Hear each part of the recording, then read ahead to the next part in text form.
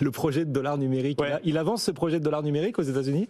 Il avance un peu moins que nous en Europe, en tout cas publiquement. Pour le coup, c'est quelque chose que là, on a vraiment suivi ces dernières années de plus en plus. La BCE qui s'est positionnée sur ces sujets-là. Et même il y a quelques jours, et on en parlera sur le plateau demain, une petite frayeur de la part de l'Europe sur sa souveraineté, au sujet de sa souveraineté. Lorsque on a appris ce week-end que parmi les 5 personnes, les 5 entreprises qui étaient sélectionnées pour travailler sur les sujets de l'euro numérique et sur tout ce qui touche à l'interface utilisateur, il y avait Amazon parmi ces 5 entreprises. Donc petite frayeur concernant notre souveraineté européenne, mais en tout cas du côté des Américains, ils sont vraiment en train de se déployer sur ces sujets-là. Le président Biden avait il y a quelques mois demandé à avoir un rapport sur le futur de la monnaie. Il en a eu 9 retours sur ces rapports.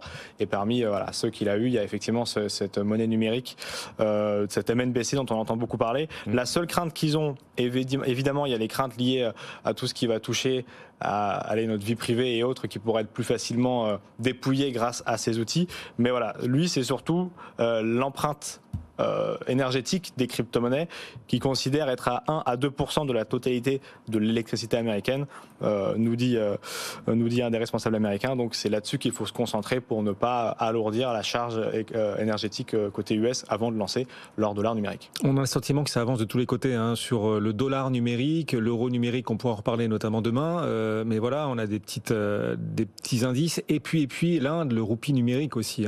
L'Inde est en train de faire un pas vers un roupie numérique. Exactement, mais c'est cette volonté des monnaies numériques de banque centrale, elle est vraiment palpable depuis quelques années, mais là depuis quelques mois, il y a cette fameuse guerre numérique et économique entre les grosses parties du monde. Se demander si c'est utile de lancer une MNBC n'est plus vraiment l'actualité, là c'est de savoir laquelle sera la plus avancée. Aujourd'hui, c'est en Chine avec toutes les dérives qu'on connaît.